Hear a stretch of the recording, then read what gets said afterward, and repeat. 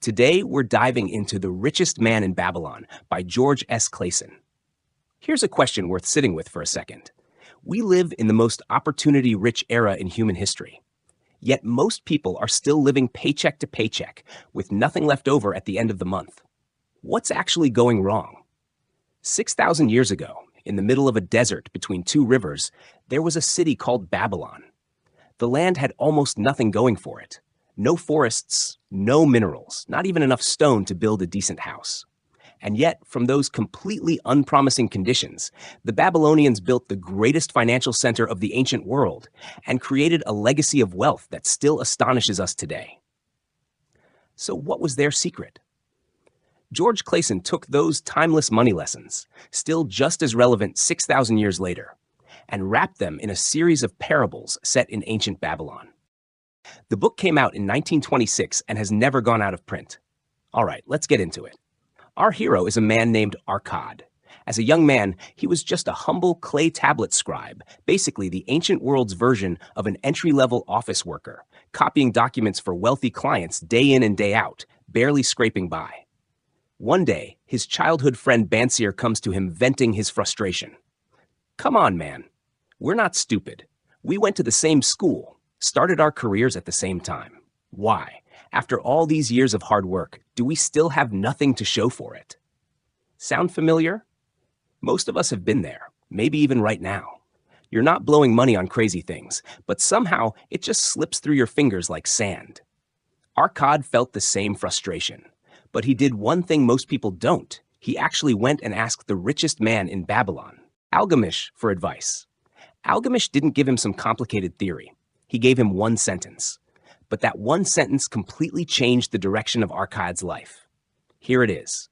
A part of all you earn is yours to keep. Sounds almost too simple, right? Wait, isn't all the money I earn already mine? Think about where your paycheck actually goes. The truth is a little brutal. Rent takes a chunk. Groceries take a chunk. Subscriptions take a chunk. Online shopping takes a chunk. By the time money has done its rounds, everyone has gotten a piece of you, except you. What Algamish was saying is this: before you pay the rest of the world with your hard-earned money, pay your future self first. That 10% is untouchable. That's the only money that's truly yours. Arcad got the logic, but he was skeptical. 10%? That's barely anything. What difference could it possibly make? Algamish didn't argue. He just offered an analogy.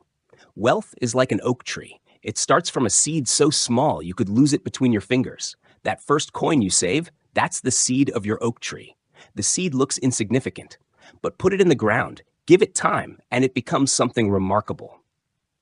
Here's where it gets interesting, though. Arcad face-planted hard in his first year of trying. He'd carefully saved up a sum of money and handed it to a bricklayer friend, asking him to travel and buy jewels on his behalf, hoping to flip a quick profit. The bricklayer knew nothing about gems and came back having paid top dollar for a bag of cheap colored glass. When Algamish found out, he let Arcad have it. Would you go to a baker if you needed surgery? No? Then why would you ask a bricklayer to make your investment decisions? That lesson still hits hard today. If you want to learn to cook, ask a chef. If you want to build wealth, talk to someone who has actually done it, not the guy at the next desk who heard about a hot stock tip. By year 2, Arcad had wised up. He lent his savings to a shield maker with an agreement to collect monthly interest. And that's when he discovered something that genuinely excited him: the interest earned interest. His money started growing like a snowball, picking up speed with every rotation. This is what Einstein supposedly called the eighth wonder of the world: compound interest. The Babylonians had already figured this out 6,000 years ago. But saving alone isn't enough. There's a camel trader in the book named Rodin who nails a brutal truth about human nature. No matter how much your income grows, your desires will always expand to spend every last penny of it. Earning $50K feels like enough, until you're earning $50K. Then $100 sounds like the magic number. The goalpost never stops moving. So how do you beat it? Rodin's advice is refreshingly simple. Learn to tell the difference between needs and wants. A lot of what we call essentials are really just desires dressed up in practical clothing. Upgrading your phone every year, a closet full of clothes you've worn once, a daily $7 latte. Honestly, if those went away, would your life actually be worse? And here's what's important to note. The Babylonians weren't preaching extreme frugality. Their system was actually pretty reasonable. Save 10%, and the other 90%, spend it however you want. Enjoy your life. When Arkad tested this himself, he was surprised to find that spending 90% instead of 100% barely changed his quality of life at all. The reason is simple. When you have a defined budget, your brain automatically starts filtering out the impulse buys and the why not purchases. Less mindless spending, more intentional living. As they say, it's not about having more, it's about needing less. Okay, you've saved the seed, you've managed the desires. Now comes the crucial step. Put your money to work. A cloth merchant named Rodin has a great metaphor for this. He says money is like a flock of sheep. One ewe gives birth to a lamb. The lamb grows up and has more lambs.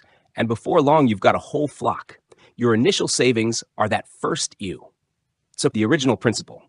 It generates returns. Those returns generate more returns, and the cycle keeps going. But putting money to work is absolutely not the same as gambling with it. The book hammers this point repeatedly. Venture into territory you don't understand, and your money will vanish.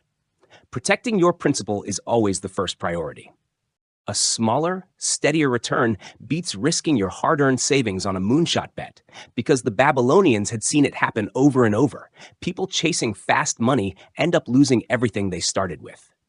The dream of getting rich overnight becomes the nightmare of going broke overnight.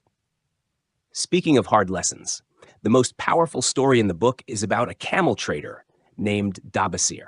This guy was born into wealth. He spent like there was no tomorrow, completely convinced the family money would never run out. A few years later, it had. Every last bit of his inheritance was gone. He was drowning in debt, and he ended up enslaved. In those dark days, he finally understood something. Debt is the single biggest obstacle between you and financial freedom. When you're carrying debt, every dollar you earn is basically working for someone else. You never build your own foundation. He made himself a promise. If he ever got free, he would pay back every single person he owed.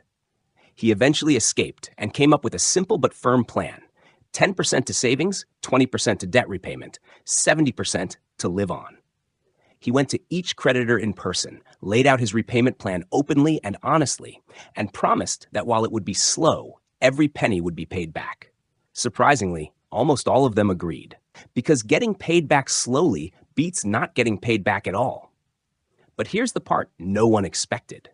As creditors watched him show up month after month, never missing a payment, they started to respect him. Some referred business his way. One creditor actually lent him a large sum to start a business.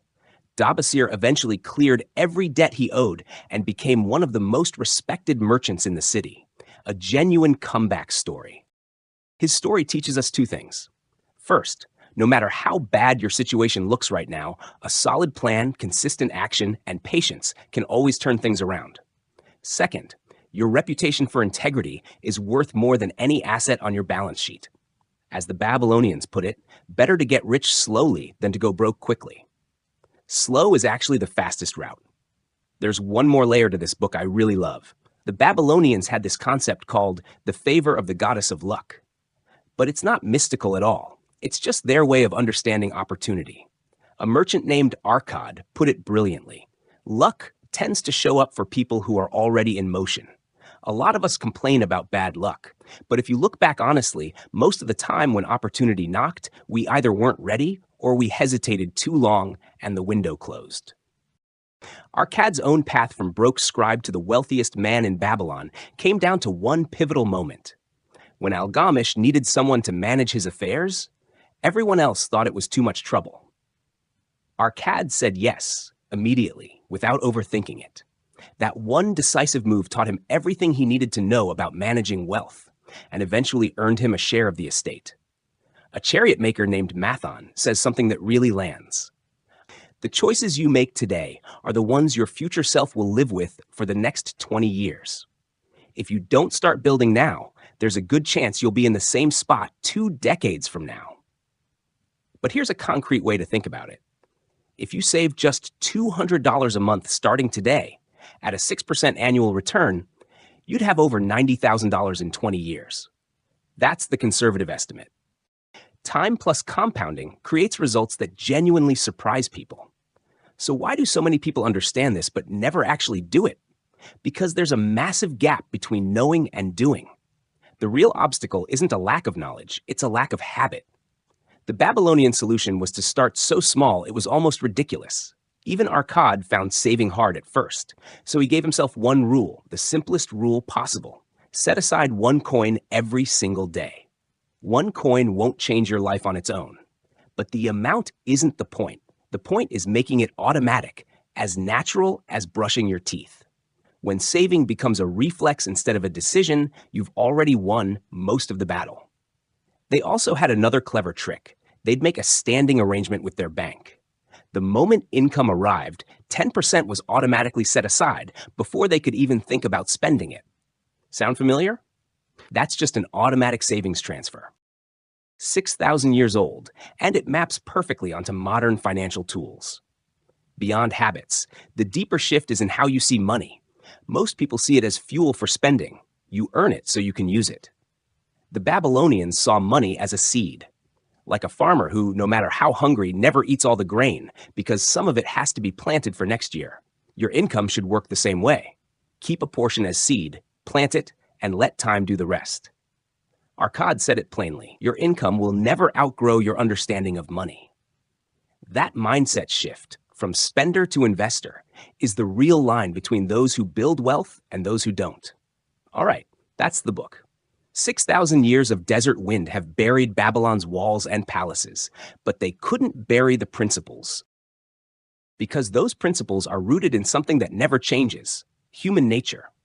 Greed, fear, laziness, impulse. These existed 6,000 years ago, and they're alive and well today, which is exactly why the wisdom that helps us work around them never goes out of style. The formula for building wealth is almost shockingly simple. Pay yourself first, control your desires, let time work for you, act decisively when opportunity shows up, and keep expanding what you know. You don't need special talent. You don't need a big starting balance. You just need one decision to start today. I'll leave you with one line from the book. The person who takes action has already won half the battle. What do you think? Drop a comment. I'd love to hear your take.